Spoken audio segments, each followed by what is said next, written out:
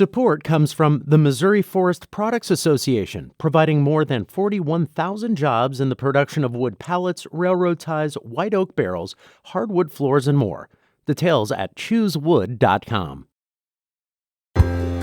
Two of my sons were arrested on two separate occasions, and due to the amount of their bail, I was unable to bail them out. I spent my entire life doing my best to protect my boys. So to be in a situation where the size of my bank account kept me from being able to help them was heartbreaking. Why is money the precursor that decides whether somebody stays or goes? It's a system that doesn't work no matter what people are charged with, because it's a system where the decision between whether someone is in jail or not is based on money. There are concerns and there are fears about what is allowed, what amount of force is allowed to be used to take someone into custody. I don't think our communities would be satisfied with just citing them and leaving them there.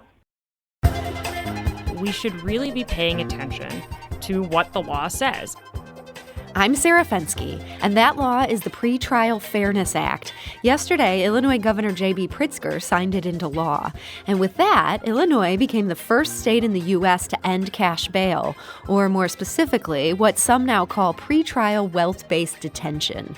In just a bit, we'll talk to some experts who've worked to change this system, and a police chief who has some serious concerns about its fine print. But first, we want to hear from someone whose family has been affected. And joining us today to talk about it is Stephanie Taylor. She lives in Belleville. Stephanie, welcome. Thank you. So, Stephanie, how has the cash bail system affected your family? Well, I am a 52-year-old mother of three. I raised three boys singly. We were directly impacted by this cash bond when two of my sons were arrested on two separate occasions. And due to the amount of their bail, I was unable to bail them out. And how long did they then spend waiting for the chance to go to trial? My first son in 2013, Antonio, he sat 6 months to a year waiting to go to trial. And then my youngest son, Terrell, he sat about a year as well waiting to go to trial. Before he was arrested at that time, he had custody of his son. He was in school. He was working. He had just received the information, the word of my brother being murdered the same night he was arrested. So that alone and not being able to bond him out was definitely a serious impact on our family. And was it particularly hard to know that there was a sum of money that would get your loved one back into your house or get them back with their family, but you just didn't have enough money to post it? Yes, ma'am. I spent my entire life doing my best to protect my boys, working 3 jobs to keep them in safe neighborhoods and schools, different programs trying to keep them involved. So to be in a situation where the size of my bank account kept me from being able to help them was heartbreaking and sent me into a spiral of depressions. So wealthier defendants often just put up their house as collateral. Was that ever an option for you in either of these cases? It was not. Okay. So you've dealt with this now several times. It sounds like it was just so tough. What would you want people to know about the experience of families like you, where you have loved ones in jail waiting for trial? I just like them to know that the Pretrial Fairness Act being put in place is something wonderful, and it helps our communities and our people. Had the Pretrial Fairness Act been in place when my boys went into the system, they would have been able to continue to support our family while waiting trial. I'm convinced that my son, had he had the opportunity to say goodbye and grieve his uncle's death and put his son's affairs in order, would have given him a better perspective on being in prison and incarcerated, and what prevented him from being in solitary confinement for the first 4 years, because everyone is innocent, of course, until proven guilty. So how did it feel yesterday hearing that Governor Pritzker had signed this into law? I was very excited to finally see it come to pass, the change that it's going to bring and the help that it's going to bring to the communities and to our state. So I'm very grateful that that happened, and I'm also grateful to be a part of that platform with the United Congregations to be able to be a part of that change. So I was very excited. Well, Stephanie Taylor, I want to thank you so much for joining us today and sharing your story. Well, thank you. And joining us now with more information on what this new law does and what it means is Sarah Stout. She's a senior policy analyst and staff attorney for Chicago Appleseed. That's a criminal justice advocacy nonprofit in Illinois. Sarah, welcome. Hi, Sarah. And we're also joined today by Marie Franklin. She's a network coordinator for Illinois Network for Pretrial Justice, and she's an organizer for that organization that Stephanie mentioned there. That's United Congregations of Metro East. Marie, welcome to the show. Thank you so much. So, Marie, give us a little perspective on this. How long has ending cash bail been under discussion in Illinois? Well, it's been under discussion now for several years. The Chicago Money Bond was created in 2016, where they were, knew that this was a problem and were creating funds to be able to help people, get bonded out when they didn't have the money. But at the same time, they recognized that this was just a Band-Aid on the problem, because the problem is, why do we have to keep bonding people out like this? Why is money the precursor of that decides whether somebody stays or goes?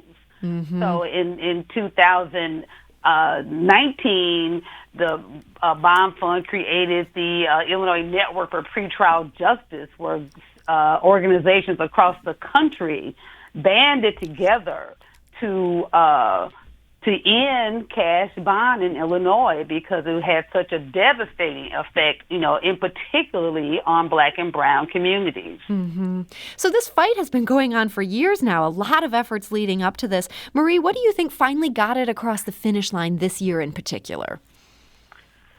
I think that with the death of George Floyd, that just gave people the sense of urgency that something needed to be done different, that the criminal justice system was criminal, and it was just us. I'm African American, and it was just us. And so I think that kind of woke some people up to, like, okay, this thing is not working. And so, we had been, pushing this Pretrial Fairness Act to be passed, and the Black Caucus, the Illinois Black Caucus, took up the charge in this, and they championed this with Senators L.G. Sims and Robert Peters and Representative Justin Slaughter.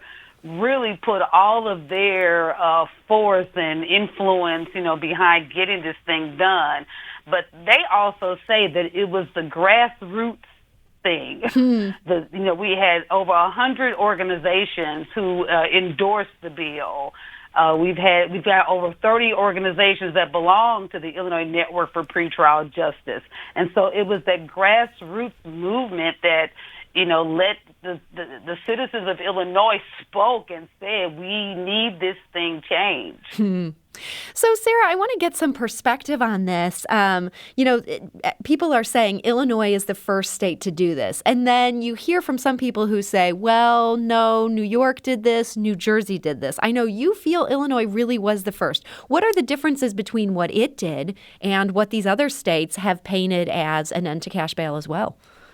Sure. So Illinois is really the first state to pass a law that completely eliminates the use of money to decide who stays in jail and who doesn't stay in jail in every kind of case throughout the entire criminal system. And that's really important.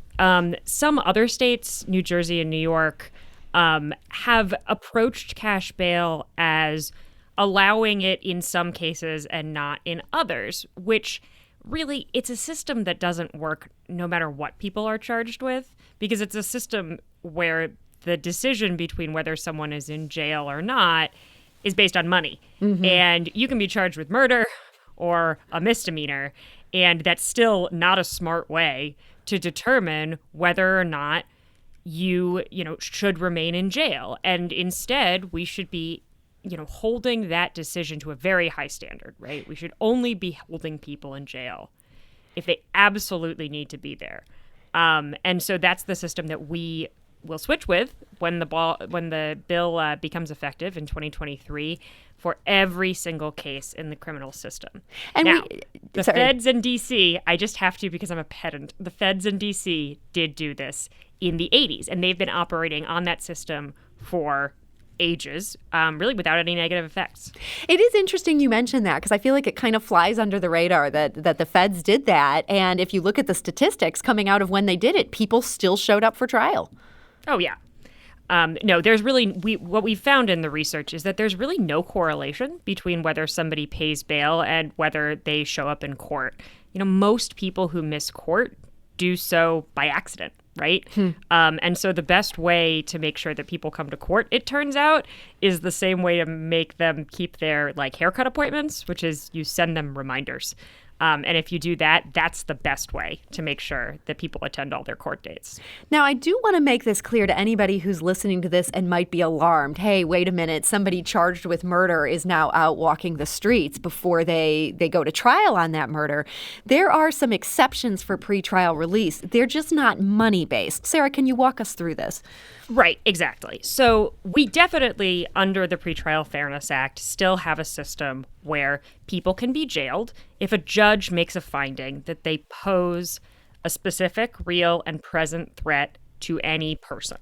So the state's attorney will make this argument, and, they have to be able to say, look, this person murdered somebody. That suggests that they are seriously a danger. We can look at their criminal history. We can look at other factors, a very broad range of factors. But ultimately, the judge is going to have to make that decision that somebody really does pose a threat to other people if they're going to hold them in jail. Because right now, so many people who are held in jail really just don't pose any threat to anybody else. And it's a waste of their lives and a waste of resources. So under the Pretrial Fairness Act, for sure, there will be many, many, many people charged with serious crimes who are still detained. But we will do it based on a rational, careful assessment of their dangerousness level and not just on whether they happen to have a certain sum of money. Now, some law enforcement members have been very critical of this bill. Some of them say they're fearful about some pieces of this. And in just a little bit, we'll hear from a local police chief who does have some concerns about this. But Marie, I want to turn to you here. I understand you used to be a police officer. Would you have shared those fears during your time on the job? And if so, I'm wondering how your thinking has evolved. Right. During my time on the job, I even then recognized how inequitable the system was. And I really tried my best to change the system from the inside. It just didn't work. So I'm so happy to be able to, be involved with something that is really making a sweeping reform and, can right those wrongs that I saw even back then. So even then, you would see people charged with crime having to go to jail before they'd been found guilty on anything. It sounds like that bothered you even at that time. Oh, sure, absolutely. And, and it would be something minor, driving while suspended. While, of course, you shouldn't do that, but really does it mean that this person goes to jail, they need $1,000 to get out, they don't have that, their family doesn't have that, so they lose their job, they lose their car. They may even lose, some people have lost custody of their children because this happened all of a sudden. So you weren't able to make any arrangements, for children. So and I just thought, well, it's got to be a better way to do this. So, Sarah, I mentioned the pushback from law enforcement. I know in New York, after they passed some of their reforms when it comes to cash bail, that was followed almost immediately by a major push to undo it. Do you think we'll see a push of that magnitude to try to change what's just been signed into law here in Illinois?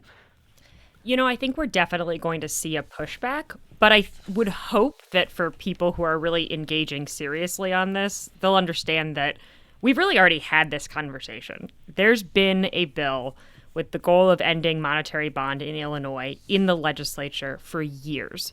We've had a dozen subject matter hearings on this topic. There's been tons of law enforcement input on what makes sense. We've also talked to victims advocates. In fact, the two major domestic violence victim advocates groups in Illinois support the bill because they think that it makes their members safer.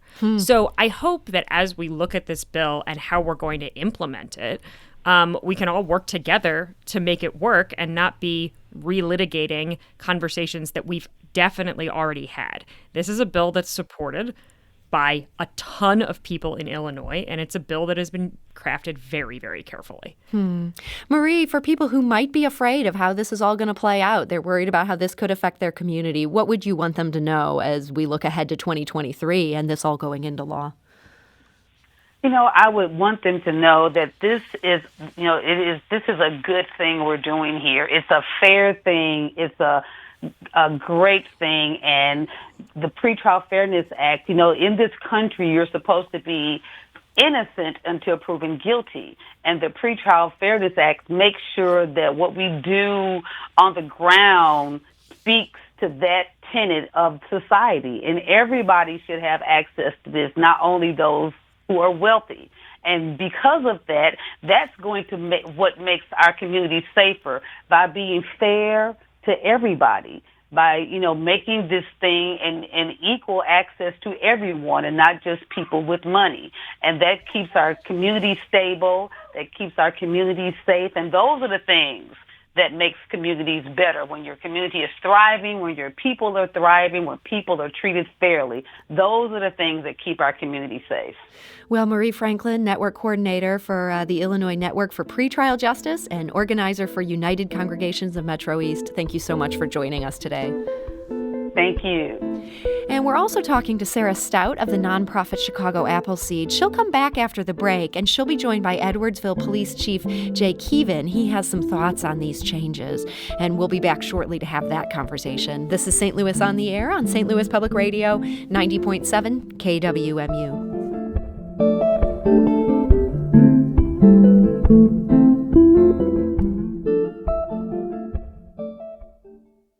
Support comes from the Missouri Forest Products Association, providing more than 41,000 jobs in the production of wood pallets, railroad ties, white oak barrels, hardwood floors, and more. Details at choosewood.com.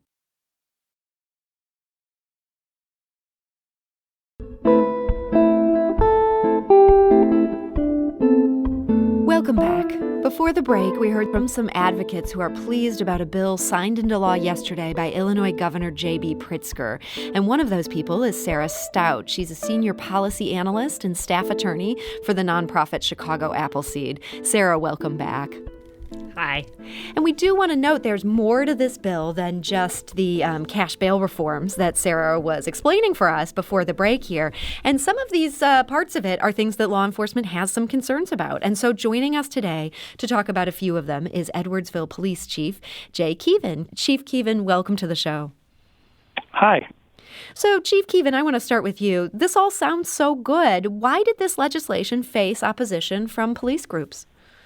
Well, to be clear, it wasn't just faced opposition from police groups. It also did from the state's attorneys throughout the state and in the Metro East area. So in southwestern Illinois, our local senators and representatives, both Republican and Democratic, voted against the bill. So it wasn't just police chiefs organizations that have concerns. Now, just like with any bill that passes, there are pieces of it that are good. And in this case, there are pieces of it, I think, that impact safety of our communities. We are hopeful. It's been signed into law, so it's no longer a bill. It is a law as of yesterday. So we're hopeful that our local legislators will work with us to kind of get some cleanup language in there to help us provide for the safety of our communities. Well, so tell me, what are a few of the major concerns from your point of view?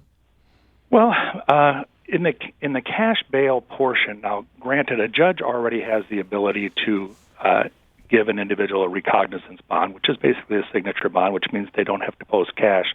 There are a couple of issues on Class B and C misdemeanors for police officers where we no longer can physically arrest somebody if they commit a B or C misdemeanor when this law takes effect.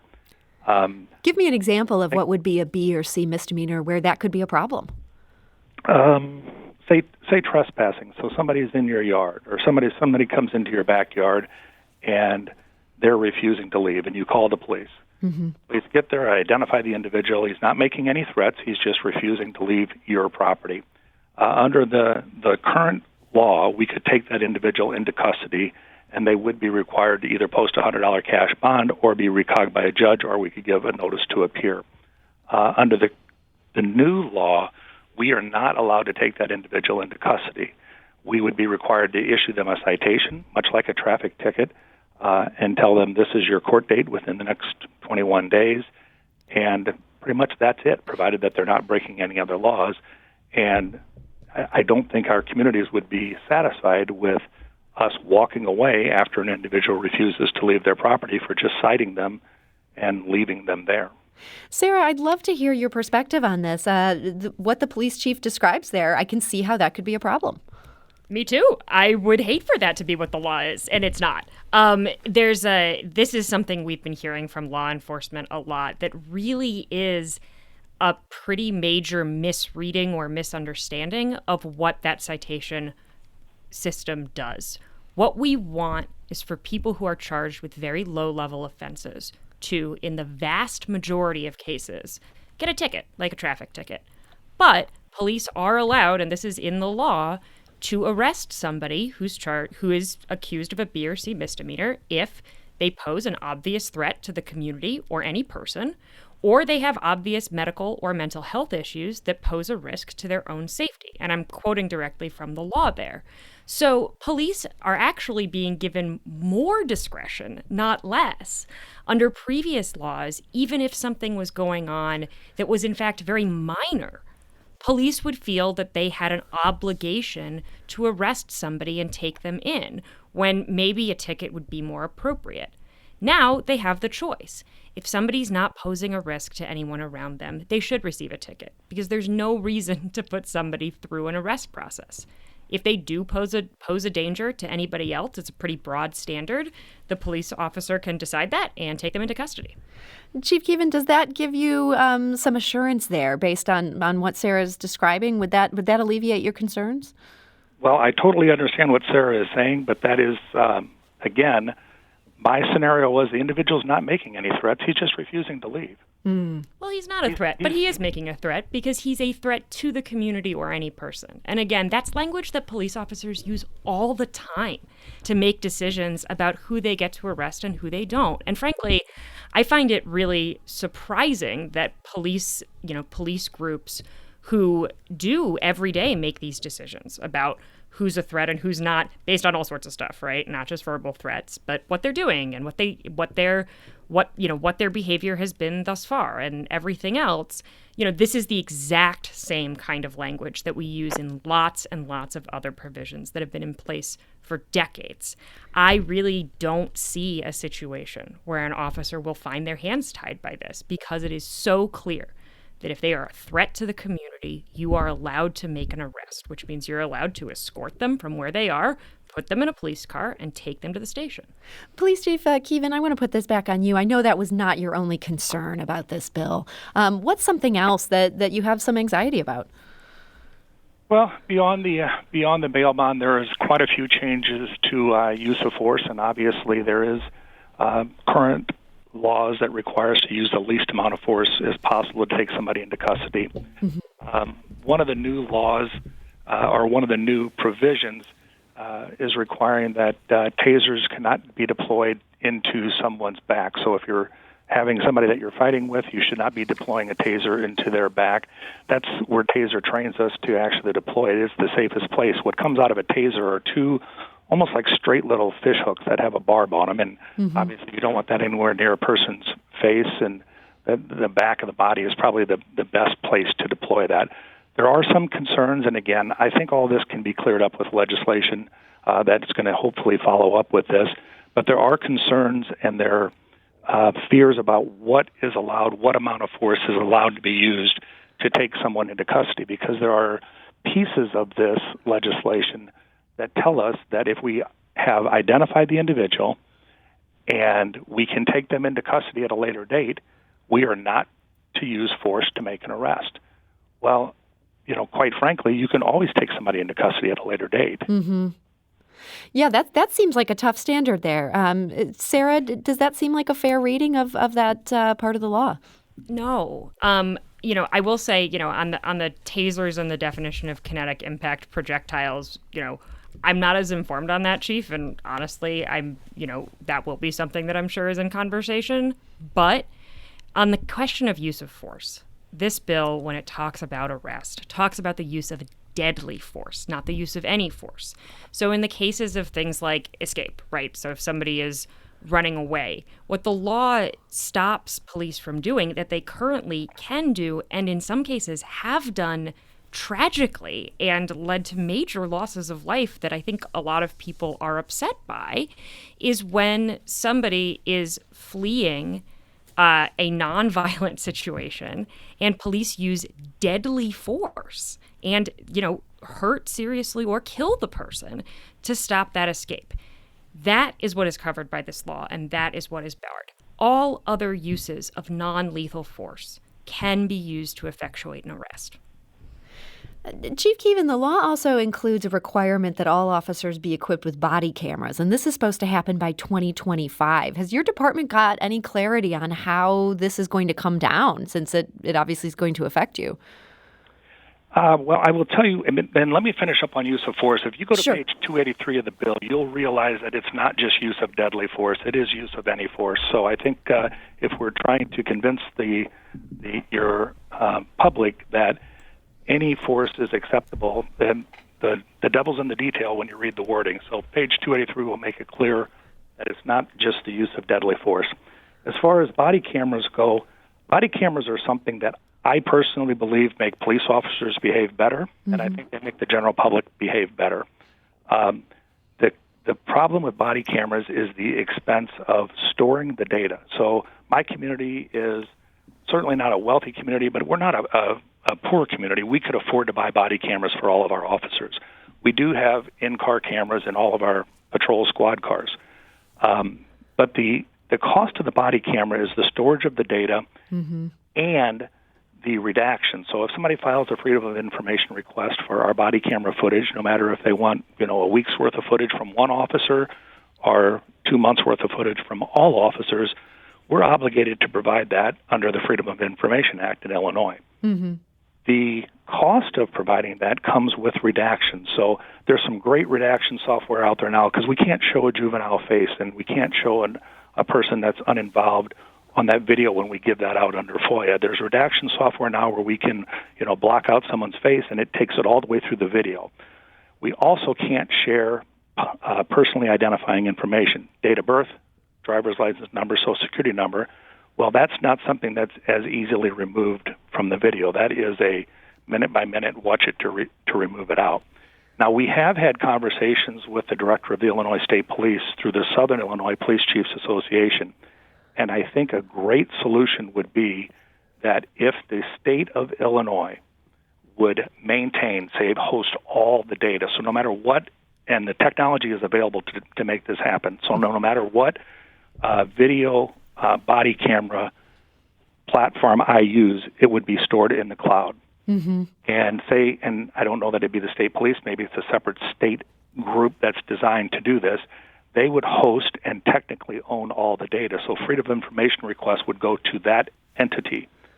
That seems a great solution. That way these individual departments wouldn't have to try to finesse all these details you're talking about. Do you know if there's interest in the state in doing that, Chief Keevan?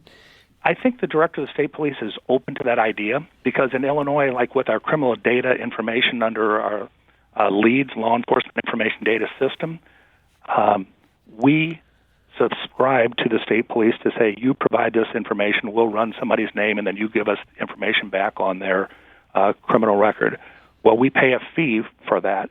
So I think there would be some economies of scale because if you're buying for all of the state to host the data and redaction software and personnel to do that, I think it would cost me less as a government entity if I was in a partnership with all government entities. And I also think it clears some of the fears, although I don't believe it's an easy thing to manipulate the video. But I think it would clear some of the fears of those who may not have trust of their local police agency that a state agency is hosting and owning the data. I would have access to my own data. Obviously, I could not change it, but I could download it for court purposes, but it would be hosted somewhere else. So I think, those kind of conversations, this bill has a lot of information in it, and there were a lot of things that are very good in the bill. There are a lot of things that were, I believe, detrimental to public safety in the bill.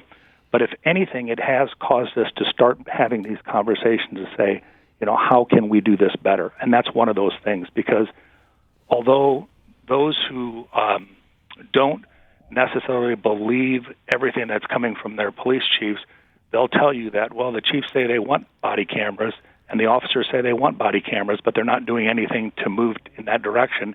It's pure and simple the expense of storing the data and providing that information out via redacted software or redacted versions. So I think this may be a solution to that, but again, it's early conversations with the director of the state police. He was open to the idea, but obviously he'd have to see what that cost would be and how they would share that cost to determine whether or not they would be willing or that some state entity would be willing to host that data for us.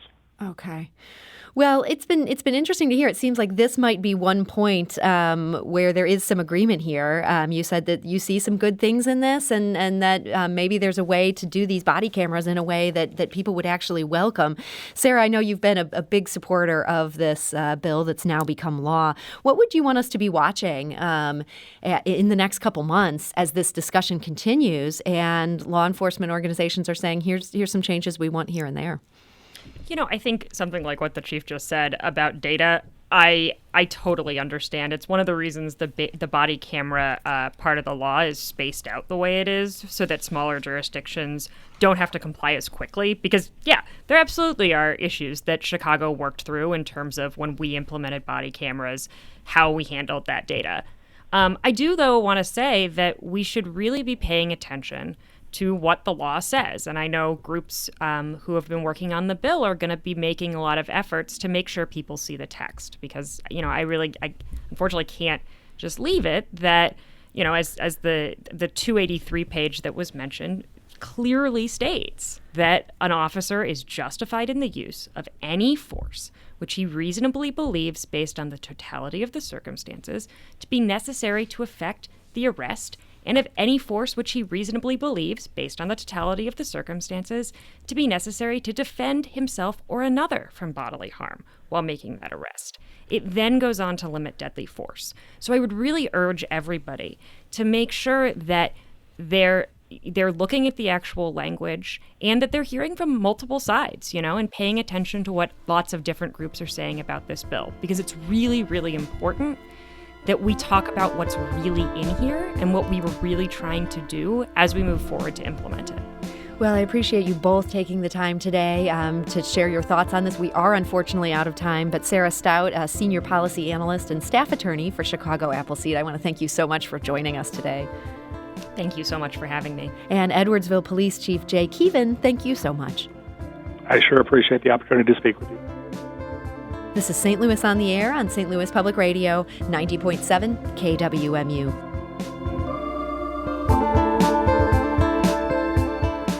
If you learned something new from today's episode, consider leaving us a review and rating on Apple Podcasts on the App Store. It's the easiest way to help people discover our show. We appreciate it. Thank you.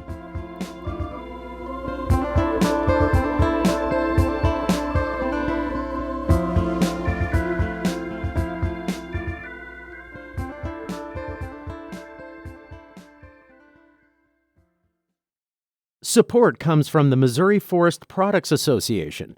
Missouri produces wood pallets, railroad ties, white oak barrels, hardwood floors, and more. Details on the variety of products made in the state are at choosewood.com.